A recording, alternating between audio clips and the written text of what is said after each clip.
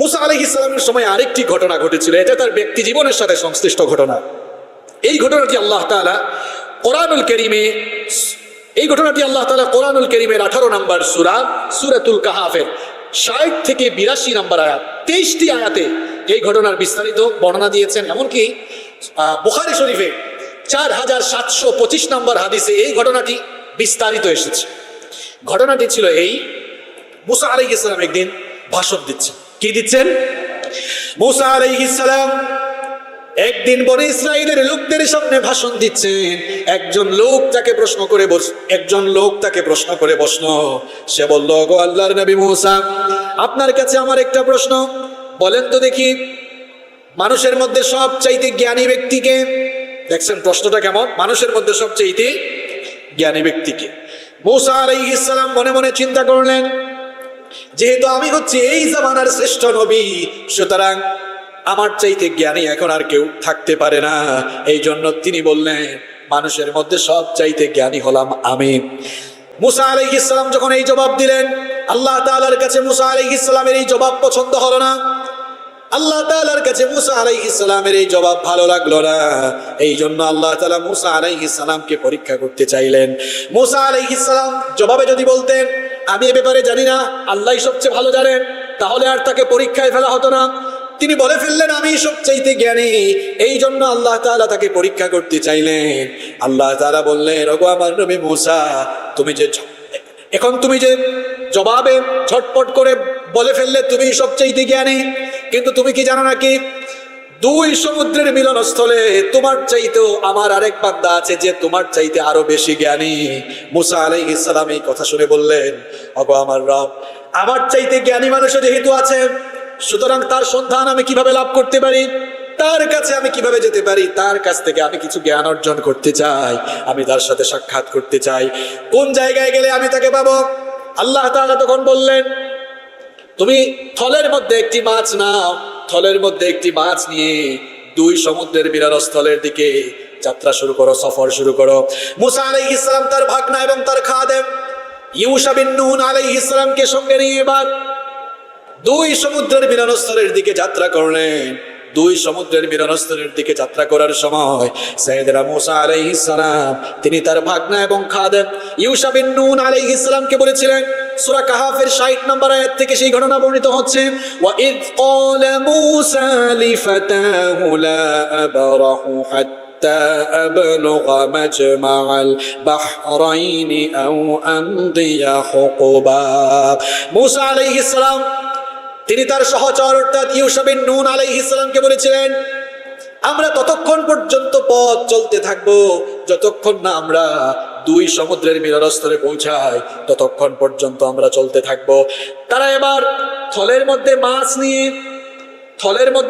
নিয়ে 2 সমুদ্রের মিলনস্থলের দিকে যাত্রা করলেন। আল্লাহ তাআলা মুসা আলাইহিস সালামকে বললেন, যেই জায়গাতে যাওয়ার পরে তোমার থলের মাছ জীবিত হয়ে থলে থেকে বের হয়ে যাবে, ওই স্থানেই তুমি আমার সেই বান্দাকে পাবে। সেই বান্দা ছিলেন সাইয়েদনা খিজির আলাইহিস সালাম। আল্লাহ তাআলা বললেন, আমার বান্দা খিজিরকে তুমি সেখানেই পাবে, যেখানে যাওয়ার পরে তোমার থলে থেকে মাছ জীবিত হয়ে বের হয়ে সমুদ্রে পড়ে যাবে, সেখানেই তুমি আমার জ্ঞানী বান্দা খিজিরকে পাবে। মুসা আলাইহিস সালাম তার সফর সঙ্গে ইউশা বিন নুন আলাইহিস সালামকে নিয়ে পথ চলা শুরু করলেন।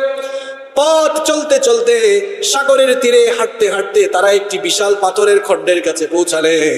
সেই পাথর খণ্ডে মাথা রেখে তারা এবার ঘুমিয়ে পড়লেন। তারা যখন ঘুমিয়ে পড়লেন, হঠাৎ করে এবার থলেতে থাকা সেই মাছের গায়ে সমুদ্রের একটি ঢেউয়ের পানির ছিটা লাগলো। সঙ্গে সঙ্গে মাছটি জীবিত হয়ে থলে থেকে বের হয়ে এবার সে সমুদ্রে পড়ে গেল।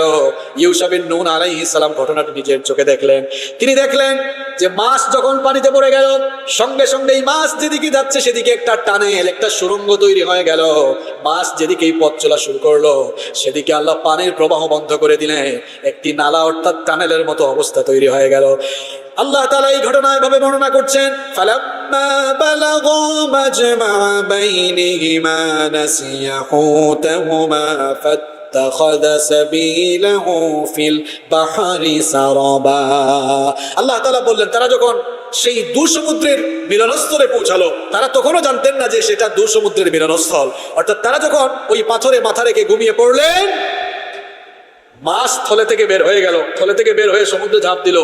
আর ইউসুফ ইবনে নূন আলাইহিস সালাম ঘটনাটি দেখলেন, কিন্তু মুসা আলাইহিস সালাম ঘুম থেকে জাগার পরে ইউসুফ ইবনে নূন আলাইহিস সালাম ঘটনাটি মুসা আলাইহিস সালামকে বলতে ভুলে গেলেন, তিনি আর ঘটনাটি বললেন না। মুসা আলাইহিস সালাম ঘুম থেকে জাগ্রত হওয়ার পর মুসা আলাইহিস সালাম ইউসুফ ইবনে নূন আলাইহিস সালামকে বললেন, চলো, আমাদেরকে এখানে থেমে থাকলে চলবে না। তারা আবার পথ চলা শুরু করলেন। ওই দিনের বাকি অংশ পথ চললেন, রাতের বেলাও সারা রাত তারা পথ চললেন। সকালবেলা আবার মুসা আলাইহিস সালাম ক্লান্ত হয়ে গেলেন। ক্লান্ত হয়ে মুসা আলাইহিস সালাম ইউসুফ ইবনে নূন আলাইহিস সালামকে বললেন যে সকালের নাস্তা প্রস্তুত করো, এই সফরে আমরা ক্লান্ত হয়ে গেছি। কোরআনুল কারীমে এসেছে, ফালাম্মা জাওয়াজা ক্বালা লিফাতাহু আতিনা গাদানা লাকাদ লাকিনা মিন সাফারিনা হাদা নাসাবা। মুসা আলাইহিস সালাম তিনি বললেন যে আতিনা গাদানা, সকালের নাস্তা নিয়ে আসো, কারণ এই সফরে আমরা ক্লান্ত হয়ে গিয়েছি। ইউসুফ ইবনে নূন আলাইহিস সালাম এবার যখন নাস্তা প্রস্তুত করতে যাবেন, মনে পড়লো, আয়রে গতকাল তো ঘটনা ঘটে গেছে, ওদের থলে থেকে মাছ বের হয়ে গিয়েছে। তিনি আবার মুসা আলাইহিস সালামকে গিয়ে বললেন, ক্বালা আরাআইতা ইয আওয়াইনা ইলাস সাখরাতি ফাইন্নী নাসীতুল হুতা ওয়া মা আনসানিয়াহু ইল্লাশ শাইতানু আন আযকুরা واتخذ سبيله في البحر عجبا। ইউসুফ ইবনে নূন আলাইহিস সালাম বললেন যে আমি তো একটি কথা আপনাকে বলতে ভুলে গিয়েছিলাম, আমরা যখন ওই পাথরের খণ্ডে মাথা রেখে ঘুমাচ্ছিলাম, আরাম করছিলাম, আমি তো আপনার আগে জেগে গিয়েছিলাম। আমি জেগে দেখলাম যে সাগরের একটি ঢেউয়ের পানির ছিটা এসে মাছের গায়ে লাগলো, আর মাছ সাথে সাথে জীবিত হয়ে থলে থেকে বের হয়ে সমুদ্রে ঝাঁপ দিল। কিন্তু আপনি ঘুম থেকে ওঠার পরে আমি এটা আপনাকে বলতে ভুলে গিয়েছিলাম। মুসা আলাইহিস সালাম বলেন, আরে তুমি যে আমাকে বলতে ভুলে গেলা, ঘটনাটা তো ওখানেই ঘটে গেল, কারণ আল্লাহ তো আমাকে বলেছেন যেখানে যাওয়ার পরে তোমার থলে থেকে মাছ বেরিয়ে যাবে জীবিত হয়ে, সেখানেই আমার বান্দা খিজিরকে তুমি পেয়ে যাবে। সুতরাং কেন তুমি আমাকে বললে না? তখন ইউসুফ ইবনে নূন আলাইহিস সালাম বলেন, আসলে আমি ইচ্ছে করে ভুলে যাইনি, শয়তানই আমাকে ভুলিয়ে দিয়েছিল। মুসা আলাইহিস সালাম তখন বললেন, ক্বালা যালিকা মা কুন্না নাবগি ফারতাদ্দা আলা আতারিহিমা কসাসা। মুসা আলাইহিস সালাম বললেন, আমরা তো সেই জায়গাটির অনুসন্ধান করছি, চলো আমরা সেই জায়গাতেই ফিরে যাই। আবার তারা তাদের পদচিহ্ন অনুসরণ করে, পায়ের চিহ্ন অনুসরণ করে ওই জায়গাতেই আবার পৌঁছে গেলেন। ওই জায়গায় যখন তারা পৌঁছালেন, ওই জায়গায় পৌঁছার পরে দেখলেন এক লোক চাদর মুড়ি দিয়ে শুয়ে আছে, চাদর দিয়ে হাত পা তার শরীরের সব কিছু ঢেকে শুয়ে আছে। মুসা আলাইহিস সালাম তার পাশে গিয়ে সালাম দিলেন। খিজির আলাইহিস সালাম অবাক হয়ে গেলেন, এই দেশে এই জায়গাতে সালাম কে দেয়? তুমি কে? মুসা আলাইহিস সালাম বলেন, আমি বনী ইসরাইলের মূসা। খিজির আলাইহিস সালাম তাকে চিনে ফেললেন। খিজির আলাইহিস সালাম তখন তাকে বলেন, আমি তো তোমাকে চিনি, তুমি বনী ইসরাইলের নবী মূসা। খিজির আলাইহিস সালাম নবী ছিলেন কিনা এ ব্যাপারে ইখতিলাফ হয়েছে। যেমন কোরআনুল কারীমে তাকে নবী বলা হয় না, এখানেই এর পরের আয়াতে আল্লাহ তাআলা বলেছেন, ফাওয়াজাদা আবদাম মিন ইবাদিনা, তারা আমার বান্দা সমূহের মধ্যে এক বান্দাকে পেল। আল্লাহ তাআলা খিজির আলাইহিস সালামের পরিচয় দিয়েছেন, সে আমার বান্দা ছিল। অন্য জায়গায় আল্লাহ বলেছেন, আমি তাকে হিকমত দিয়েছি, ইলম তাকে আমি দান করেছি। আবার কোন কোন স্কলার বলেছেন খিজির আলাইহিস সালাম নবী ছিলেন। যেহেতু বিষয়টি মতভেদপূর্ণ আর কোরআনে সুস্পষ্ট করে বলা হয় নাই, আমরা ওই ইখতিলাফে যাব না। তিনি নবী ছিলেন নাকি ছিলেন না, আল্লাহু আ'লাম, এটা আল্লাহই ভালো জানেন। তবে মুসা আলাইহিস সালামকে আল্লাহ তাআলা খিজির আলাইহিস সালামের কাছে পাঠিয়েছিলেন, যাও, সে তোমার চেয়ে আরো বেশি জ্ঞানী। এবার মুসা আলাইহিস সালামকে খিজির আলাইহিস সালাম জিজ্ঞেস করলেন যে তুমি আমার কাছে কেন এসেছো? আবার মুসা আলাইহিস সালাম তার আগমনের উদ্দেশ্য বলছেন। তিনি বলছেন যে আল্লাহ তাআলা আমাকে বলেছেন তিনি আপনাকে সঠিক পথের জ্ঞান দিয়েছেন, এজন্য আমি এসেছি আপনার কাছ থেকে কিছু জ্ঞান আহরণের জন্য। মুসা আলাইহিস সালাম বললেন, ক্বালা লাহু মুসা হাল আত্তাবিউকা আলা আন তুআল্লিমানি মিম্মা উল্লিমতা রুশদা। মুসা আলাইহিস সালাম বললেন, আমি কি এই শর্তে আপনাকে অনুসরণ করতে পারি নাকি আল্লাহ আপনাকে যে জ্ঞান দিয়েছেন সেখান থেকে আপনি আমাকে জ্ঞান দান করবেন?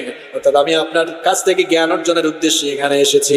খিজির আলাইহিস সালাম তখন তাকে বললেন, ক্বালা ইন্নাকা লান তাসতাতিআ মাইয়া সাবরা ওয়া কাইফা তাসবিরু আলা মা লাম তুহিত বিহি খুবরা। মুসা আলাইহিস সালাম মুসা আলাইহিস সালামকে খিজির আলাইহিস সালাম বললেন, ওগো আল্লাহর নবী মুসা, তুমি আমার সঙ্গে ধৈর্য ধরে থাকতে পারবে না, কারণ আল্লাহ তাআলা তোমাকে এমন জ্ঞান দিয়েছেন যে জ্ঞান আমাকে আল্লাহ দেন নাই, আবার আমাকে এমন জ্ঞান আল্লাহ দিয়েছেন যা আল্লাহ তোমাকে দেন নাই, আর আমার সঙ্গে থাকতে অনেক সবরের দরকার, আমার মনে হয় তোমার সেই সবর হয়তো থাকবে না। মুসা আলাইহিস সালাম এবার বললেন, ক্বালা সাতাজিদুনি ইনশাআল্লাহু সাবিরান ওয়ালা আসি লাকা আমরা। মুসা আলাইহিস সালাম বললেন, ইনশাআল্লাহ, আপনি আমাকে সবরকারীদের মধ্যে পাবেন। কারণ খিজির আলাইহিস সালাম তো জানেন যে মুসার সবর একটু কম, আল্লাহর সঙ্গে কথা বলতে বলতে আল্লাহকে বলছিল আল্লাহ দেখতে চাই, তো বলেন আমার সঙ্গে থাকতে হলে এত সবর তোমার হবে কিনা জানি না, থাকতে পারবে না। আর মুসা আলাইহিস সালাম বলবেন, চিন্তা করেন না, আমার সবর আছে, আমি আপনার সাথে থাকতে পারবো। খিজির আলাইহিস সালাম দেখলেন মুসা আমাকে ছাড়বে না, ধরছে আর ছাড়বে না। এবার খিজির আলাইহিস সালাম বললেন, আমার সঙ্গে থাকতে পারবে, কিন্তু কন্ডিশন আছে, শর্ত আছে। এবার মুসা আলাইহিস সালামকে তিনি শর্ত দিলেন, ক্বালা ফাইন ইত্তাবা'তানি ফালা তাসআলনি আন শাইইন হাত্তা উহদিসা লাকা মিনহু যিকরা। মুসা আলাইহিস সালামকে খিজির আলাইহিস সালাম বললেন, তুমি যদি আমাকে অনুসরণ করতে চাও, শর্ত হলো তুমি আমাকে কোনো ব্যাপারে প্রশ্ন করতে পারবা না। কি করতে পারবা না? তাসআলনি আন শাইইন হাত্তা উহদিসা লাকা মিনহু যিকরা। মুসা আলাইহিস সালামকে খিজির আলাইহিস সালাম বললেন, তুমি যদি আমাকে অনুসরণ করতে চাও, শর্ত হলো তুমি আমাকে কোনো ব্যাপারে প্রশ্ন করতে পারবা না। কি করতে পারবা না? প্রশ্ন করতে পারবা না। কারণ খিজির আলাইহিস সালাম জানেন যে মুসা আলাইহিস সালাম বেশি বেশি কি করেন? প্রশ্ন করেন। তো তিনি বললেন যে আমাকে প্রশ্ন করতে পারবা না, আমি তোমাকে কোনো বিষয়ে জানানোর দরকার হলে, ব্যাখ্যা দেওয়ার দরকার হলে আমি তোমাকে ব্যাখ্যা দিব, কিন্তু কোনো বিষয়ে প্রশ্ন করতে পারবা না। মুসা আলাইহিস সালাম বললেন, ঠিক আছে, একমত আপনার সাথে, আমি আপনাকে কোনো প্রশ্ন করবো না, কিন্তু এরপরও আমি আপনার সফর সঙ্গী হতে চাই। এবার খিজির আলাইহিস সালাম মেনে নিলেন। এবার দুজনেই এবার সফর শুরু করলেন। সমুদ্রের তীরে, সমুদ্রের পাড় দিয়ে তারা হাঁটতেছিলেন। হাঁটতে হাঁটতে পথ চলতে চলতে কিছুদিন গিয়ে তারা একটি নৌকা পেলেন। ওই নৌকায় ওঠার জন্য নৌকা চালকের সাথে তারা কথা বললেন। নৌকা চালক খিজির আলাইহিস সালামকে চিনে ফেললো, এই জন্য বিনা পয়সায় তাদেরকে নৌকায় উঠালো। বললো, আমি আপনাদের কাছ থেকে পয়সা নেবো না, এই সত্যি আপনারা নৌকায় উঠতে পারেন। এখন তারা নৌকায় উঠলেন। নৌকায় ওঠার পরে নৌকা যখন চলতে লাগলো, মুসা আলাইহিস সালাম লক্ষ্য করলেন যে খিজির আলাইহিস সালাম নৌকা ফুটা করে দিলেন। নৌকা কি করে দিলেন? ছিদ্র করে দিলেন। মুসা আলাইহিস সালাম বললেন, মুসা আলাইহিস সালাম মনে মনে ভাবলেন যে এটা কোনো কাজ হইল? এই লোকটা আমাদেরকে সম্মান জানিয়ে বিনা ভাড়ায় নৌকায় তুললো, আর আপনি তার নৌকাটা ফুটা করে দিলেন, ছিদ্র করে দিলেন, এটা কি ঠিক করলেন আপনি? মুসা আলাইহিস সালাম এই প্রশ্ন যখন করলেন, খিজির আলাইহিস সালাম তখন বললেন, ক্বালা আলাম আকুল ইন্নাকা লান তাসতাতিআ মাইয়া সাবরা। মুসা আলাইহিস সালাম খিজির আলাইহিস সালাম বলেন, মুসা, আপনাকে কি আগে বলি নাই আপনার সবর কম? বলি নাই যে আপনি আমাকে কোনো প্রশ্ন করতে পারবেন না? মুসা আলাইহিস সালাম বললেন, ঠিক আছে, সরি, আমি আর কোনো প্রশ্ন করবো না, কিন্তু ব্যাপারটি আমার কাছে ভালো লাগে নাই। তখন বললেন যে না, আমার সঙ্গে থাকতে হলে কোনো প্রশ্ন করা যাবে না। নৌকা ফুটা করে দিলেন, ছিদ্র করে দিলেন আর কি। কিছুক্ষণ পরে দেখা গেল ওই নৌকায় এসে একটি পাখি বসলো, একটি চড়ুই পাখি বসলো। কোনো কোনো বর্ণনা এসেছে একটি চড়ুই পাখি বসলো। একটি পাখি যখন বসলো, ওই পাখি নৌকায় বসে এবার সমুদ্রের বিশাল জলরাশিতে ঠোকর মারলো পানি পান করার জন্য। আচ্ছা বলেন তো, কোনো পাখি যদি পানি পান করার জন্য সমুদ্রের বিশাল জলরাশিতে ঠোকর মারে, তার ঠোঁট লাগায়, সমুদ্রের সব পানি খেয়ে ফেলতে পারবে? এক ফোঁটা পানিও তো খাইতে পারবে না। খিজির আলাইহিস সালাম মুসা আলাইহিস সালামকে বললেন, এই পাখিটির ঠোঁটের মধ্যে যে পানি আছে, আল্লাহ তাআলার জ্ঞানের তুলনায় তোমার আমার আর তামাম মানুষ, তামাম মাখলুকাতের জ্ঞান হলো ততটুকু। এই বিশাল জলরাশি থেকে এই পাখি যতটুকু নিয়েছে, পান করেছে, ঠিক ততটুকু। আল্লাহু আকবার। অর্থাৎ যে জ্ঞানের অহংকার মুসা তুমি করেছিলে, আল্লাহ তাআলার জ্ঞান থেকে গোটা তামাম দুনিয়ার মাখলুকাতের যে জ্ঞান, এর উদাহরণ হলো তামাম এই জলরাশি থেকে এই পাখি যেমন অল্প একটু নিয়েছে, জলরাশির কোনো ক্ষতি হয় নাই, জলরাশি থেকে কমেও নাই, ঠিক তেমনি ভাবে আল্লাহর সেই বিশাল হিল জ্ঞান থেকে বা আল্লাহর জ্ঞান ভান্ডার থেকে আল্লাহ আমাদেরকে কালিল দিয়েছেন, আর সেই কালিল, সেই নগণ্য হলো এতটুকু। ঠিক ততটুকু তুমি দেখছো ওই পাখি তার ঠোঁট দিয়ে যতটুকু পানি সমুদ্রের জলরাশি থেকে নিয়েছে। আল্লাহ প্রথম ঘটনা ঘটলো। এরপরে দেখেন দ্বিতীয় ঘটনা কি ঘটলো। নৌকা থেকে তারা নামলেন, নৌকা থেকে নামার পরে তারা আবার পথ চলা শুরু করলেন। কিছু দূর যেতে না যেতেই এমন একটি জায়গায় তারা গেলেন, গিয়ে তারা দেখলেন সেখানে কিছু বালক খেলাধুলায় মত্ত রয়েছে। খিজির আলাইহিস সালাম সেই বালকদের মধ্য থেকে সবচাইতে সুদর্শন, সবচাইতে সুন্দর এবং বুদ্ধিমান বালকটিকে ডেকে তাকে হত্যা করে ফেললেন। মুসা আলাইহিস সালাম বলেন, এইটা আপনি কোনো কাম করলেন? এখানে তারা খেলতেছিল সবচেয়ে সুন্দর এবং সবচেয়ে বুদ্ধিমান ছেলেটাকে ডেকে, নিষ্পাপ ছেলেটিকে ডেকে আপনি হত্যা করে ফেললেন, এটা কোনো কাজ হইল? খিজির আলাইহিস সালাম বললেন, মুসা বলেছিলাম না আমাকে কোনো প্রশ্ন করতে? মুসা আলাইহিস সালাম বিপদে পড়েছেন, প্রশ্ন করলে জবাবও পাওয়া। তিনি বললেন, আচ্ছা ঠিক আছে, সরি, চলেন আমরা সামনে যাই। আর তারা সফর শুরু করলেন।